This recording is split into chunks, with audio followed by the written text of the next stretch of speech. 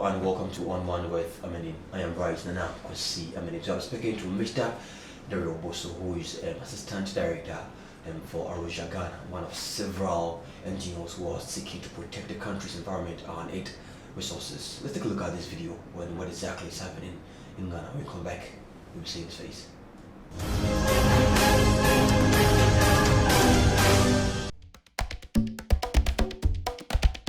We are not against mining, but we cannot accept mining in a manner that risks destroying our country.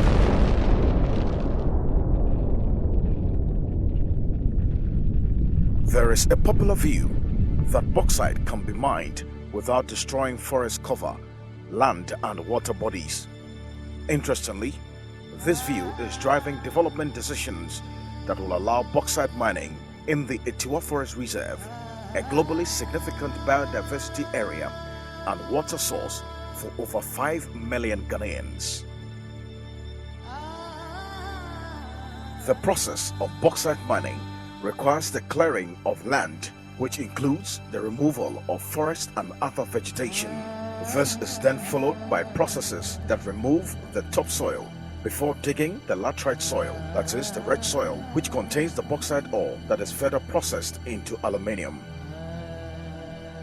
Environmental issues caused by bauxite mining includes change of landscape and loss of biodiversity, erosion control, disturbance of hydrological systems, waste disposal, and dust and noise caused by mining operations. International best practices in bauxite mining requires that pre-mining surveys and strategic environmental assessments are conducted in new mining areas to provide information on the biodiversity resources within a specified area, as well as plans on how to mitigate negative environmental impacts. In proposed mining areas where there are records of rare or endangered species or significant sites important for water provision are found, such areas are avoided to minimize the impact of mining. Despite the fact that the Atewa Range Forest Reserve has bauxite deposits, River Densu, Ayensu, and Birim all take their source from the forest reserve. Over 5 million people in Ghana depend on these rivers for their water supply and livelihoods. Again, records show that over 100 species in Atewa Forest are threatened or near threatened with extinction. One of such critically endangered species is the white-naped mangabe. If the Atewa Forest is mined for bauxite, these rivers would cease to exist as the natural water systems would be destroyed and water for many people in Ghana would be affected, as well as globally endangered species lost forever. It is important for caution to be taken in all decisions that target ecological sensitive areas like the Atewa Forest Reserve for bauxite. The promise of jobs and social development that accompany bauxite mining in Ghana may be a mirage. This is affirmed by the case of Awaso, a typical bauxite mining community in the western region of Ghana.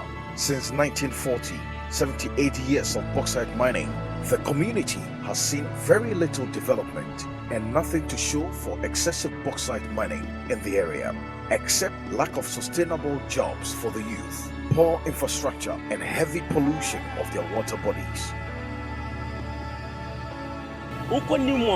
Other companies now, even macro for a don't person other machineries now, a walk community no because yana nam na bre ye omunya sa a trazy ya omko ya nya bauxite ne ba na fi ahokwo ne ba wo be hu na omdo omunua mu free baby strange person no aba ne am plan no boys in titiduase e wa waso ha na enam krono ne ada because stress ne so salary is very less e obi cramp it me to 300 a month or yire wo ba o to electricity bill to your water bill Fasubia ni my interest.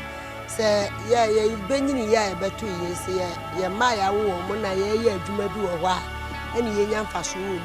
One more, your man called you, no, you woman, ya far who wanted to do. See, a my young Martin, she knew Fasubia in Yan. No, cry, I may a woman, I'm not too crazy. ekure de tia na tia ekwe amanfo kom me de tia na still. The quest to utilize the nation's wealth and mineral resources to spearhead development in Ghana is laudable. But this should not be done at the expense of our natural water resources, a sustainable and healthy environment, and above all, the loss of our natural heritage and critical ecosystem functions and services provided by forests. Atewa Forest Reserve, if mined today, will be lost forever. So there you have it, a vivid picture being painted by A Rocha Ghana, what exactly is happening in Atewa and what is expected to happen in Atewa and what has already happened in Awaso concerning bauxite mining and how it has degraded the economic facility of the particular communities. You welcome, sir. Thank you, Bright. And thank you for your time. Yes. Now, one will ask, I mean, there are several forests. We have the Hinahini, we have the Awaso, which has already been used, and now the target focus on Atewa. What somebody will ask, why the focus on Atewa from your camp? Yes, I think this is a very good question, and many people have been wondering why for a long time. We've been really shouting out there, and I think there's every cause for it. As you said, there are several forest reserves in this country, and when you talk about the forest reserves in this country, we have what we call the protected forest reserves and also the production forest reserves. And this particular forest, Yinehini Forest and also Atewa Forest, they are two protected forest reserves in this country. Of course, I need to say that Yinehini also has some bits of it which have been designated as production forest reserve. Comparing the two, they've been described as upland evergreen forest in terms of the categories that we give to forest management regimes in this country. And if you take the two, they are all upland evergreen forest reserves. So it means that there are two unique forest reserves in this country. There are only two of their kind. Now, when government started thinking about this bauxite agenda, and I have to say, we are not against it as an institution. We are not against it also as a coalition of NGOs and civil society who are asking for government to do due diligence. When government started talking about this, we realized the government was targeting two unique forest ecosystems in this country, and that is the Yinehini Forest and Tano Forest Reserve and also the Atewa Forest Reserve. And for both of these forest reserves, we realize that even though they are very unique, as a country also, we need to consider acceptable damage and what as a country we can also use and also put to sustainable use. And when you say sustainable management of natural resources, it means that using the resources at the same time securing this resource. So we realize that, okay, these two forest reserves are very unique, okay? But going forward, we can't completely say government shouldn't do bauxite development in this country because we need it as a country to fuel our infrastructure development. So when government chose to do both of them, we said, okay, it's good, but you need to do due diligence. And in doing due diligence, we realized that for the two forest reserves that government was targeting, one of them, which is the Atewa Forest Reserve, is also the source of water for 5 million people.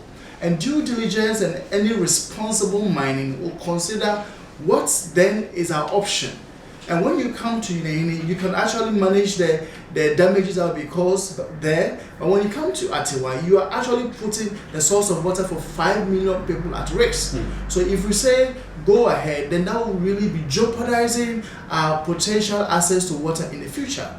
You know, as a country, how water crisis has always been plaguing us every year as the years go by. And as the seasons change, from dry to wet, we also have problems with water. So we are saying that in looking at the options available to us as to where we can mine bauxite, we're saying Atewa, because it's a hot, I would say it's a hydrological water tower for Ghana, leave this out. Again, Atewa, because of also other biological resources, has been globally recognized as a significant biodiversity area. And so the whole world also has a stake in what happens in Atewa.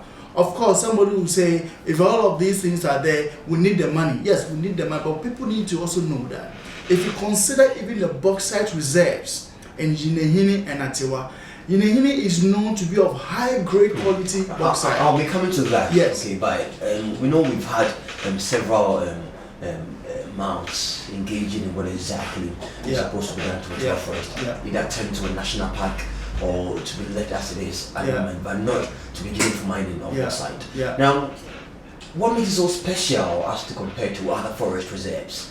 Yeah, it is special because, like I said, aside these water services, the forest has got significant biodiversity, some of which you don't find anywhere else in the world.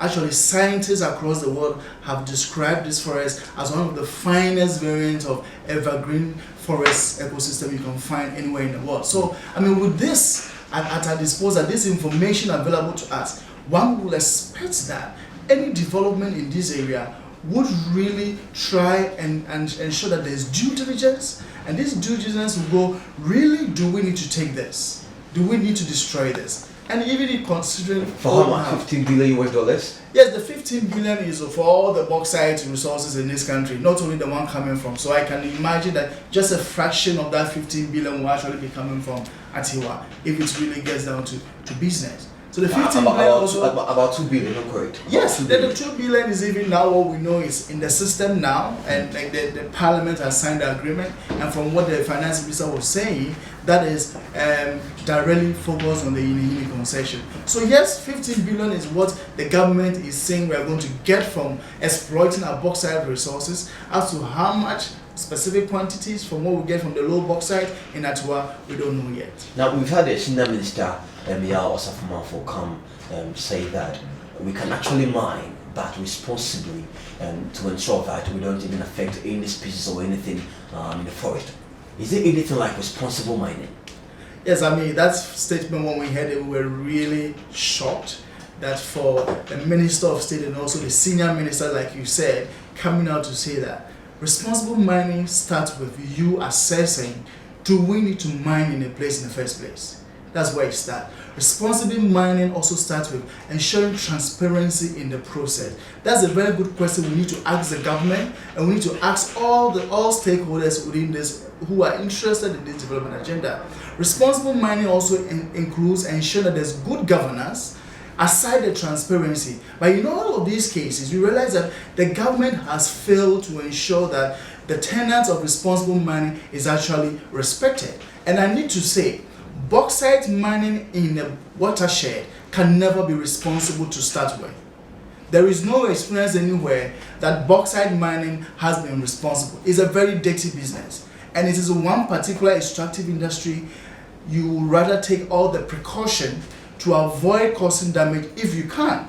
Because like I say, it's not that we don't have options as a country. We have several bauxite deposits, other parts of this country, where we can really assess the damages and look at the acceptable damage, and look at also the opportunity cost and trade-offs before we even decide that we can mine here, we cannot mine here. And from what analysis, we know government has not done this due diligence. We know for fact they have not done it. We have spent time from, I'll say, 2015 building that data and evidence to show that right now, to mine in Atewa Forest will be the biggest mistake as a country will be making. Because it is really touching the heart of our water source. But the NPP government also believes that the mining of bauxite is a game changer. I can quote from the finance minister, Kenneth. They believe the mining of bauxite is actually a game changer. So they have to mine regardless. Even though we are having the senior minister of someone to tell us that we can still mine responsibly, which you've given me a very explanation to. I need to what say, does that mean? I mean, we are passionate, we admire the ambition of government to put us beyond aid.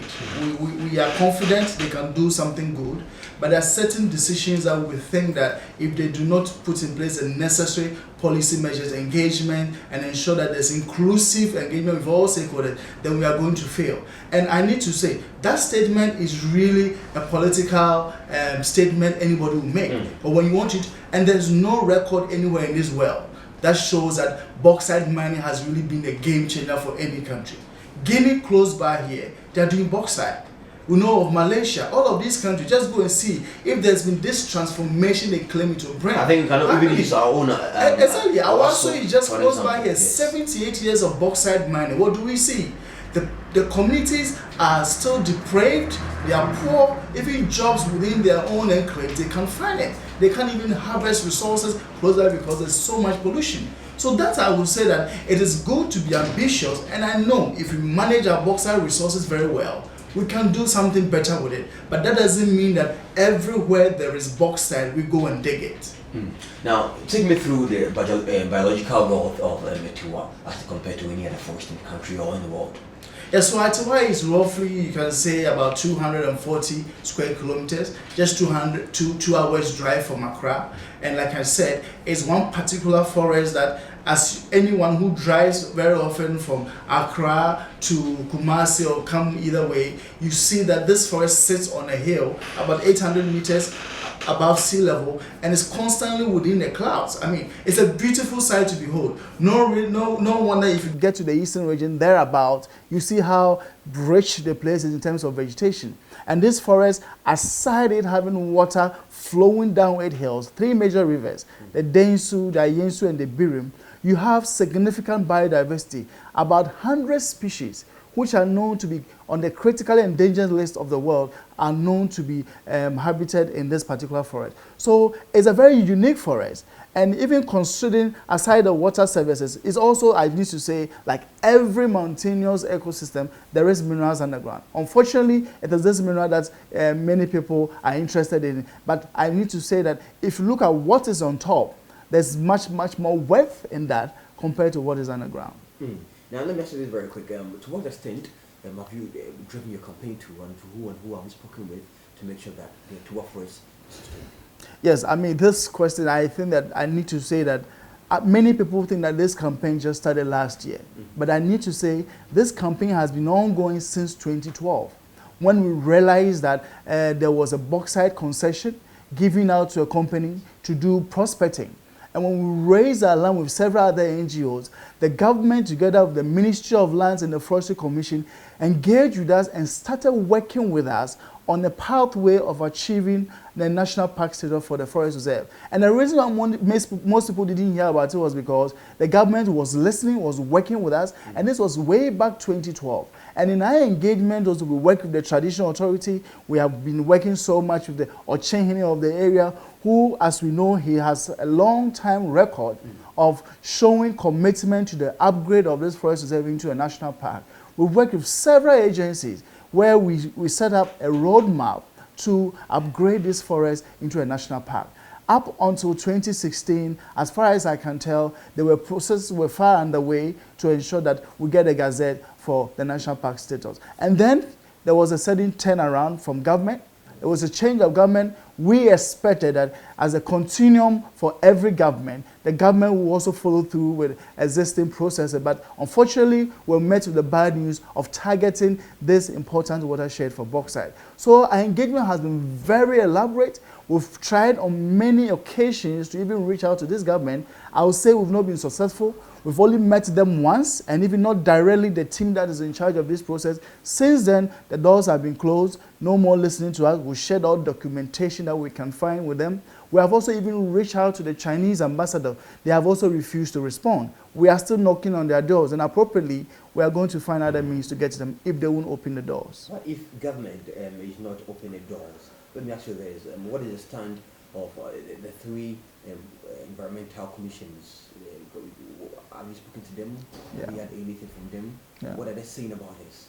Yes, as far as we can tell, we know that you know how our institutions feel. We know that the Forestry Commission, they are not happy about the development. I even recall that when the people from the landscape took a 6-day walk to the office of the current CEO, Sir John, as we call him, Mr. Owusu Efriye, he indicated that he is also in support of securing the forest reserve for a national park. What happened next?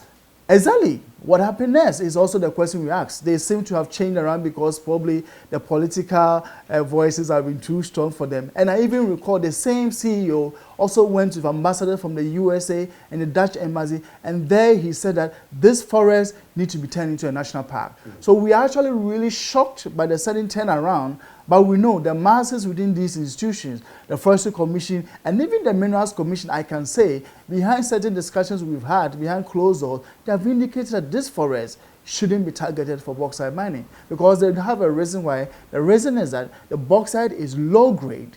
They cannot guarantee the value we get out of it. We're only going to dig it up and realize that we've wasted it.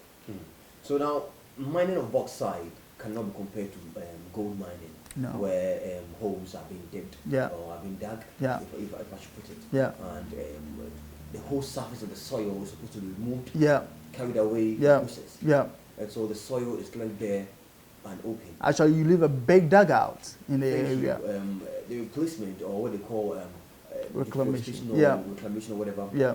It's quite difficult. Exactly. Because you cannot get back. Exactly. Exactly. So where is the country leading to if we have to mine Atewa? Is there anything like we bringing back our species, or we having to regrow our trees in place of what we've lost already? Well, many people who support the agenda to mine in forest reserve. We do not say that mining in forest reserve should be encouraged, but at certain times when you have to make hard decisions, then you will have to look at which you can mine, and then you also need to consider the damage, okay? But that is where you also need to be careful which forest we can sacrifice, which we cannot. And like you said, bauxite mining is on record to be one of the most destructive, extractive industries in the whole world. And most dangerous. And most dangerous, because right from the mining process to transportation and even to the smelter and refinery is laden with pollutants that are really harmful to people's health.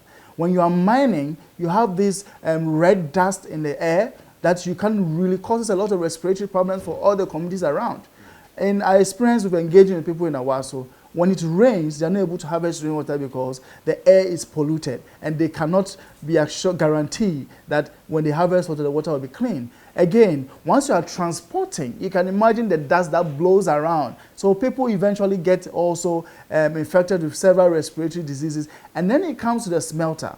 You have several pollutants or heavy metal pollution like mercury, arsenic, all of these eventually finding their way into river systems, both surface and underground. So really, you talk about mining, then mining bauxite in a watershed, and like you said, the process involves complete stripping of the top vegetation and then digging it. You dig away the soil and take it somewhere. You can only make attempts at reclaiming. But as to restoration, just forget about it. Maybe we should have the senior minister, Something come again with where he had that particular accession form to say that I agree. Mining of bauxite could be done responsibly. Without I'm waiting for something like that to be done, so we can see exactly something. Because a visit to Awaso, it's nothing like that. Mr. Minister, you're sorry. But anyways, let me come back to you very quick and ask you this. So what are you asking from government? There are so many things we're asking from government. We're asking for transparency within this process. I mean, like I said, we are not against the agenda to develop bauxite in this country, but the process has been shrouded in secrecy. They just, every time you go to bed, you wake up, something has been pushed to Parliament, and there's no stakeholder engagement. The bauxite development and also aluminium development bill that went to Parliament, there was only one stakeholder engagement on it. The rest of it was left to the parliamentarians. And we know when it comes to these things, the minority, even if they are really doing a due diligence discussion and assessment of the bill, will only have a say, but eventually the majority will take the vote. And that is the issue we are faced with. So we want transparency in the process. We want full disclosure of all engagement with every other third party, particularly involving the Chinese companies who are here. That is one. And secondly, we cannot run away from the fact that there's already existing evidence that show that touching as well will destroy a lot of things. That is water, biodiversity, and also livelihood for the people we claim we are doing this. How is it going to affect the cities we have here in the country? The destruction or the destroying of Atewa, bauxite mining. How will this affect cities or urban areas? Well, we need to understand, one thing I also need to put on record here is that we realize that anytime we are talking about water management in this country, we seem to focus on the distribution channel. We fail to recognize that the water, even before it gets processed to get to our taps, comes from somewhere. And this is the uniqueness of Atewa. Atewa is a source of 3 major rivers. Densu, in particular, is what feeds the Wager Reservoir. And the Ghana Water Company processes it, and it serves about 3 million people in Accra. So this is how it is going to impact on people in Accra.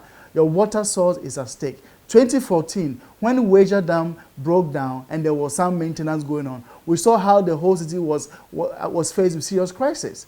2015 again, there was this problem. And 2016, in Samoma Dredgery, when some construction activity blocked the Densu channel, they were also struggling. It was only because we had water in the Wager Reservoir. That's why people in Accra didn't feel it.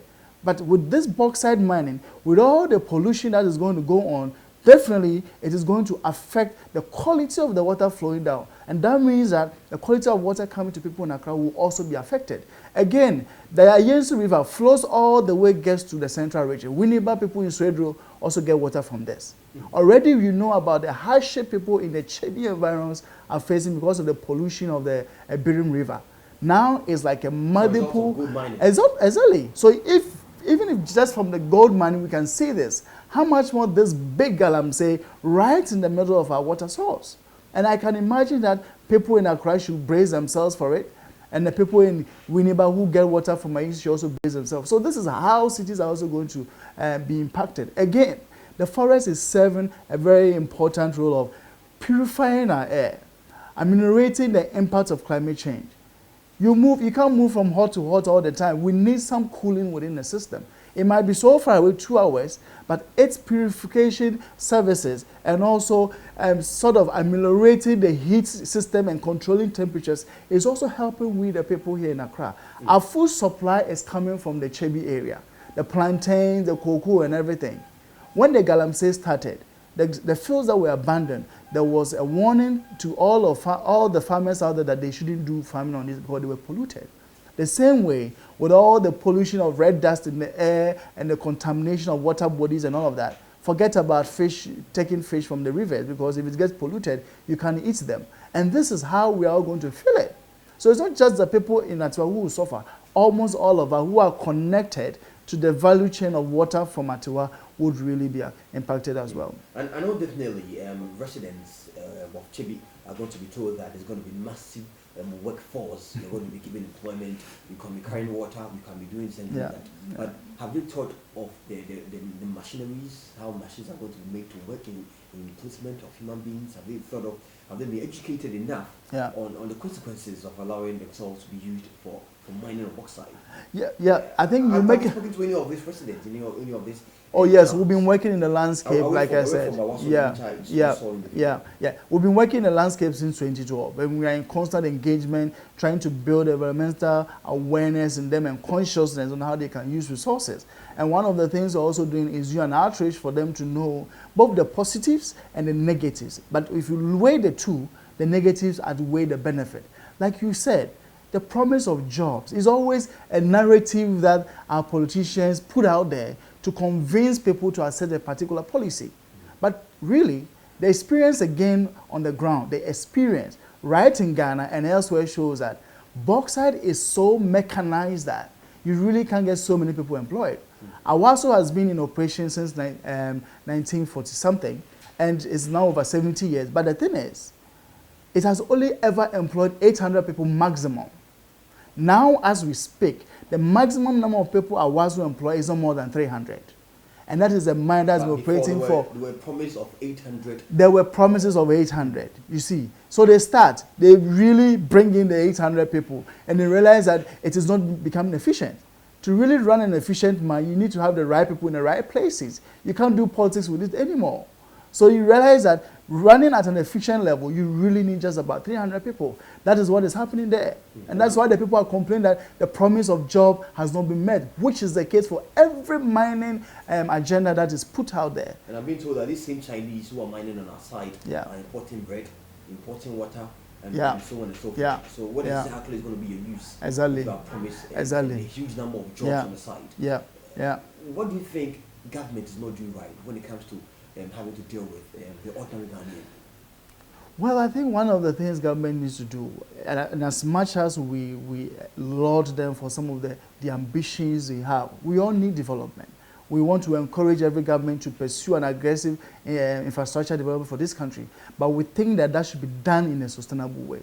And that process should start with inclusivity and also transparency.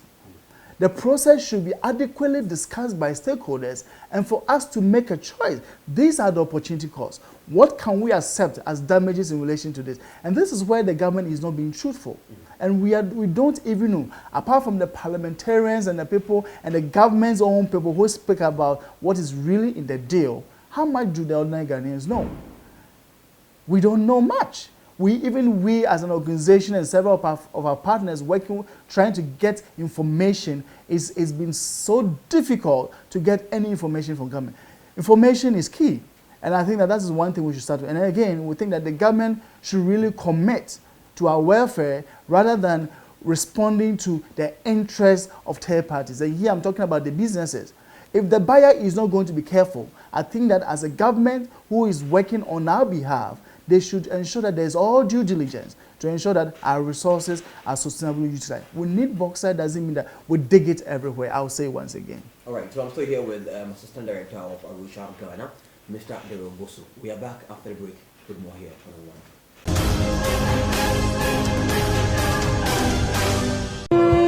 In every nation, there are national values and resources that drive international competitiveness and patronage of products made from such countries. And for these national values and resources, investors and tourists alike would like to relocate or site their operation in such countries. Ghana is undoubtedly endowed with many mineral resources such as gold, diamond, bauxite, oil, and agricultural products such as cocoa, oil palm, cashew nut, and so on. Moreover, the Ghanaian hospitality has gained global recognition in addition to the nation's admirable democratic achievements. But why would investors and tourists alike contemplate to visit and or invest in another country other than Ghana, the touted gateway to Africa? What is the competitive advantage of Ghana and its institutions in the sub-region? Competitive institutions in Ghana, showing Fridays at 5 p.m. on GNTV. For sponsorship and support, please call 0505 986 258. Ghana is engulfed in filth everywhere you look. People day in, day out are filling our gutters with filth and openly defecating in our gutters and on our seashores. 1 out of every 5 Ghanaians defecates in the open, and about 90% of all our excreta ends up in streams and rivers, the same place our drinking water comes from. These acts have contributed to making Ghana one of the unsanitary places in Africa, whilst contributing to the rise in diseases such as cholera and malaria. For instance, 3.5 million people contract malaria every year, with approximately 20,000 children dying from malaria every year, which is 25% of the deaths of children under the age of 5. A report released by the United Nations Children's Fund, UNICEF, indicates that Ghana loses in excess of over $290 million yearly to poor sanitation. According to the report, these monies are being spent on clearing huge refuse within cities and healthcare as a result of the country's sanitation problems. Every year, parts of the nation is flooded during the rainy season, leading to loss of lives and properties, an act which is primarily due to our gutters being choked with filth. For how long are we going to watch as our nation is engulfed in filth? For how long are we going to watch our loved ones die of preventable diseases like cholera and malaria? Whose responsibility is it to ensure that waste is properly managed in Ghana? Is the nation considering other alternative means of waste disposal, such as recycling, which can help protect our environment as well as serve as an avenue for money? What are we as citizens doing to ensure that our environment is clean and remains so? Are we not ashamed as a people that our lovely beaches that could have served as tourist attractions have turned into landfills and toilets? Ghana would only become the cleanest nation in Africa if only we, its citizens, are disciplined and come together to fight against this menace. Amansan Television is waging a war against filth. What about you? Stop the filth now. Abarka zanta yanzu. Fomo muje wo amnone no. Jijogbe dudo koko yakacho. Moma yenyai efin aye yegu montene so sesia.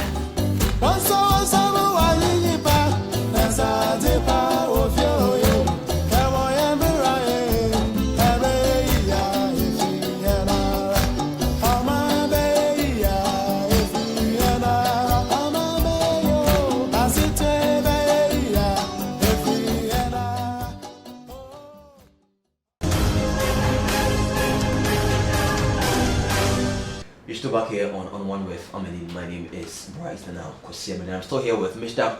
Daryl Bosu, Assistant Director for A Rocha Ghana, one of several NGOs who are fighting to make sure that the environmental status of the country is being secured and sustained in the right manner. Welcome back.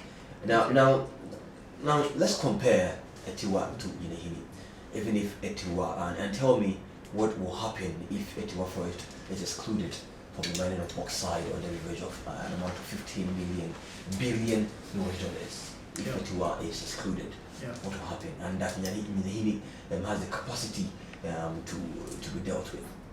Yes, I mean, listening to government communicators, right, when they came from China, they talked about certain figures as to how much bauxite there is and all of that.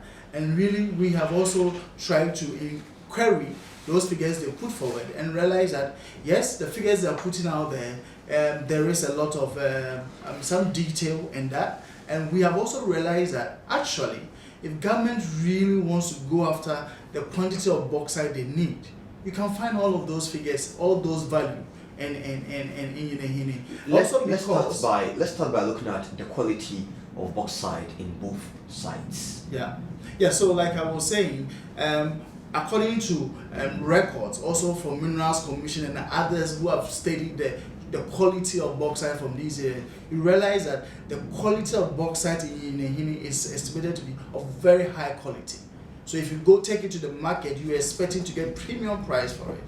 Compared to the quality of a bauxite in Atewa Forest, which is on record to be of low grade. So probably what you get for like $2,000 per ton for a high grade, maybe for a low grade, you are probably going to get about $1,000 for the same quantity of bauxite. And this is where we first of all start with that. Okay, so even in terms of quality, the quality in Atewa is poor. Then let's come to the volumes. The volumes also has been on record from what has been estimated, or reserves that have been confirmed from estimate shows that you really can have about 700 million to about 900 million tons alone coming from Yinehini Forest. And then when you come to Atewa, you only have about 150 to 180 million tons of bauxite. Now, if you look at really what goes into processing, on record also, you also know that about 1/5 of every quantity of bauxite becomes aluminium.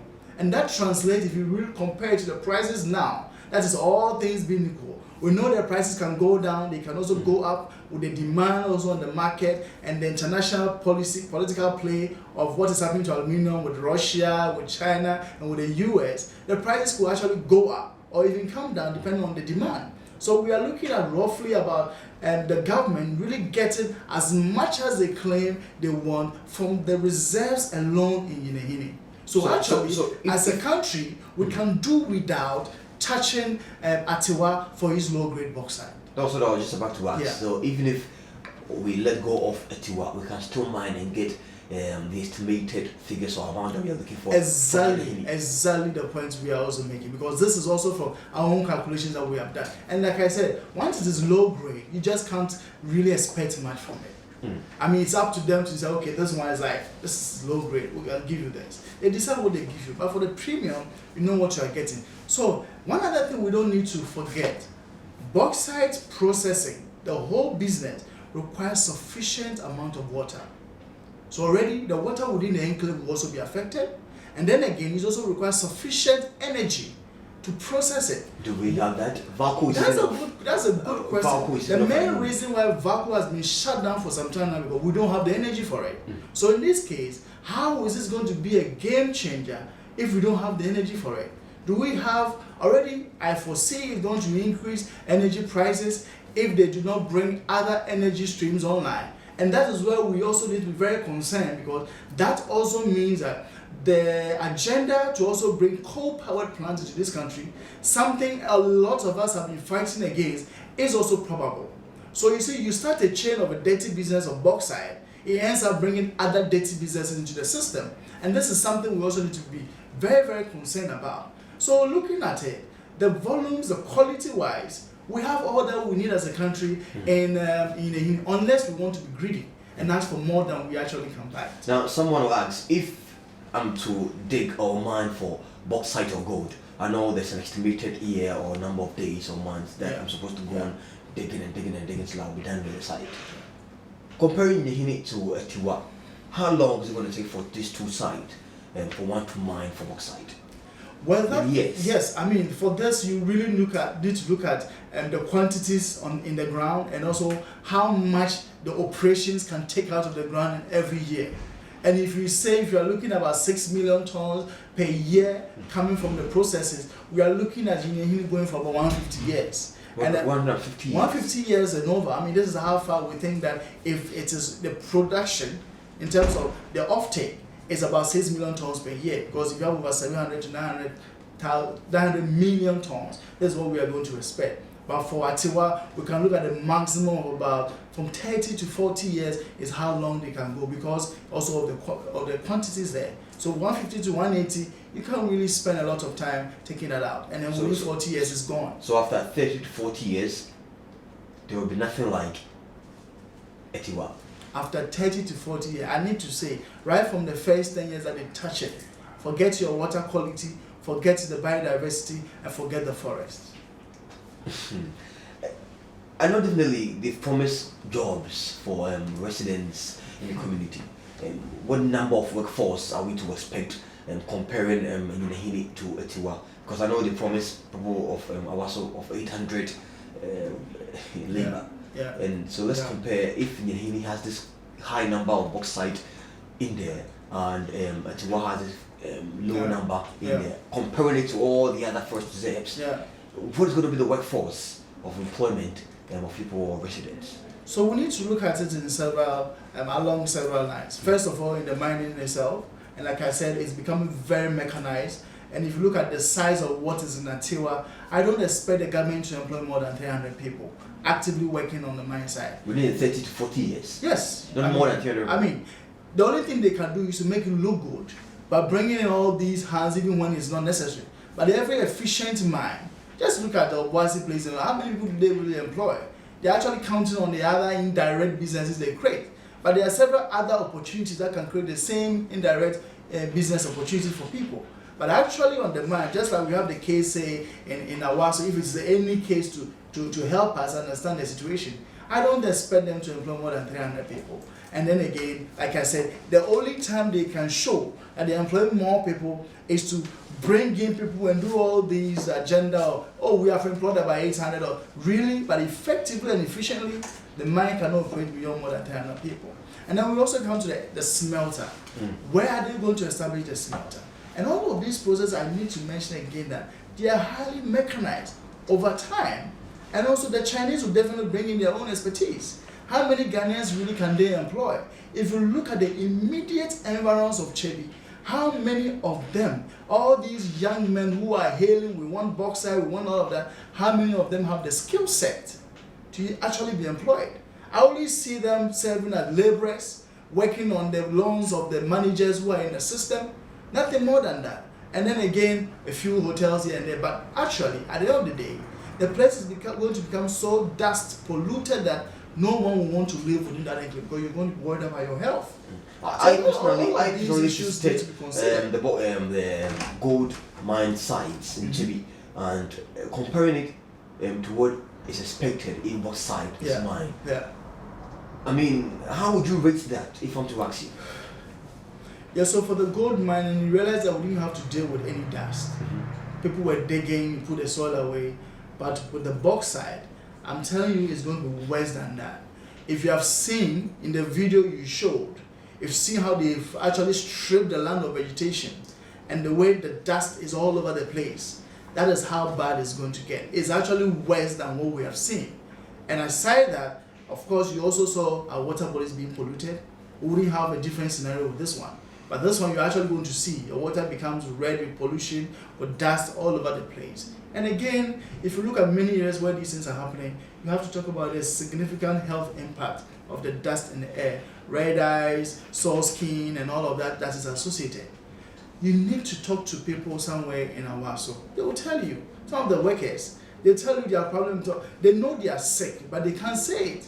Everyone they go to us, they are told you are well, but they know. Who tells them? The doctors? Yeah, of course. They go to see some health officers. They tell them, well, you are well. But he said, no, we are sick. We feel sick. I mean, this is no strange information. It is something to expect in any place where people are working on the bauxite mine. It is expected. So that is what we want. Is that what we really want? We are talking about well-being. We are talking about prosperity. But why would the doctor tell you you are not sick if you feel sick, and that's why you go to the hospital? What to make a doctor tell you are not sick? Why is that? Well, I think there could be several reasons. Maybe we have not put in place the necessary, I would say, tests for them to determine what is really wrong. Because some of these pollution, they really work on you over time. It's not all of a sudden. You feel it, in your body, you feel you are not well and all of that over time. But like I say, sometimes you really can see, go to it. So this is not an unusual observation between people in the mines. It could be just maybe the fact that they've not really investigated what is really the cause of what's wrong with them. And so one has to ask, now government, according to the Vice President, is looking at 960 million tons, if I'm correct. Yeah. Metric tons. Yes. And according to what we can get from Yinihini, it's about 912 million tons, which is approximately almost what government is looking for. Yeah. And we can still get this. I mean, we know that ours is already gone, and they are still mining according to the contract was signed before. Yeah. So can't we just deal with it, 912, and just let it run? Yeah, but also to that, you remember the Vice President also said that government is going to only leverage 5%. And there are several questions to ask. Is the 912 million the 5%? Or we are going to take 5% of the 912? So that is also the question that the government, like some say, that anytime we ask for information, the government has not been straightforward. They just jumble the figures together, they put together, and I think there's a lot of confusion what they really mean. But really, if it's 5% of the 912, then all that we need, I'll say, we already have it. You really don't need to go digging anywhere. I guess if you really put your mind to it, that could be the reason why, if you look at the present agreement that was signed with Sino Hydro, and also if you listen to what the minister said in his mid-year financial budget statement, he mentioned that they already have a $2 billion deal with the Sino Hydro in the Yinihini concession. So probably, I hope that is a 5%. But if it is more than that, then we need to know. Much more information could help establish that. But yes, all that we need, we can get it from one place. So whilst the Ocheni and Ochiman were celebrating the 75th and remembrance anniversary of Mantremani Yununana for Atewa and the first in Kibi, right in front of the King's Palace. Some people were also paving ways or making paths right in Atewa. A road that has been closed for gold so long has been opened. Are we to be scared already? I think every Ghanaian should be worried. It doesn't matter. This issue is not an issue for the people of Kibi alone. Every Ghanaian should be concerned what happened to that forest. At an occasion where they are celebrating to honor a man like Nana Seoforata, on whose honor this forest reserve was established in the first place. The forest was established in his honor somewhere in 1926 by Sir Gordon Gordonsberg, and in response to that honor, he also named his son after Sir Gordon Gordonsberg. So you can tell that the man had a vision for this forest to be a living legacy, provide water, provide habitat for biodiversity, and even provide well-being for the people in this area. So for the same day that they are commemorating his anniversary for this activity, clearing old roots in the forest to be going on is really something that we should all be sad about. And I think that there's no explanation we can give. We are trying to understand from the Forestry Commission why they allow that, because this is a protected forest reserve. The roads used to be old illegal logging routes, or maybe in the past, as far back as 2006, when they used it for prospecting by companies like an American company, Aqua, who also have a high presence in Australia. They came, they saw what was there, and realized that the opportunity cost of the impact on water and on biodiversity was too much for them, so they left. So why then go again and say, we want to take it? Now, according to my research, I know that the USA and people of the Dutch are also willing to support government to make sure that Atewa Forest is turned into a national park. A big one for to say, and a very good one that's going to also come with its own benefit to the people of the region. That is very true. And it's not only these two, the US embassy and also the Dutch embassy. We know several institutions, and all of these institutions have even written personally to the president, pleading for it to be retained and sustained. Look, we support your agenda of bauxite development to project Ghana on a Ghana Beyond aid, but definitely don't touch this place. for this raising of water, for the raising of biodiversity and all of that. So there are a number of institutions ready to support a green development agenda pathway for this landscape. Now, quickly, have you compared what the people of Kibi or Atewa might be getting if the national park is being made out of the Atewa Forest instead of the bauxite mining? Maybe they think if there's bauxite mining, they're going to get jobs and all that.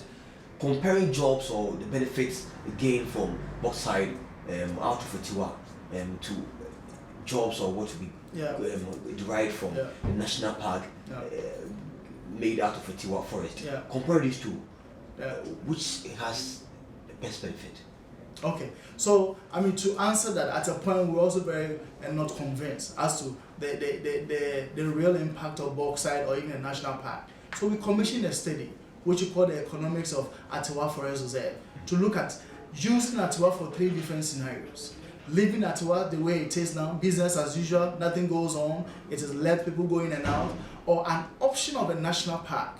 And then we also looked at a development scenario of mining.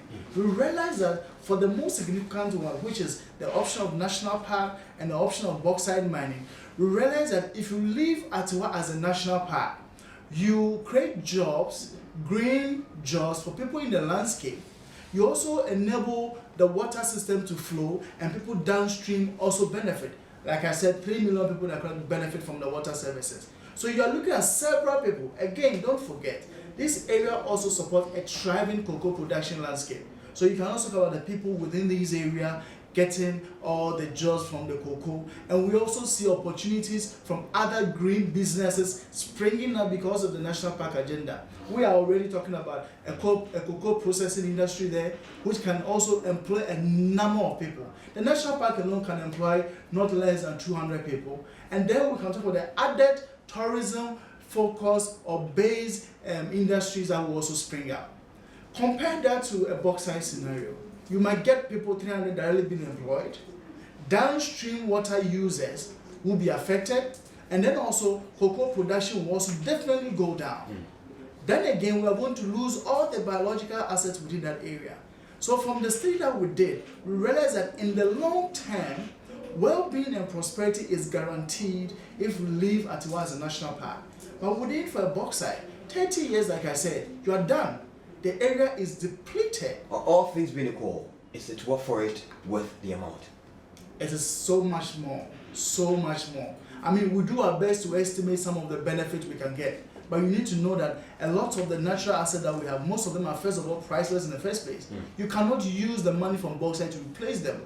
We can make an attempt to reclaim what is lost, but we can't get close. The money from bauxite will finish. And the same thing you want to do, you say you want to build clinics for people.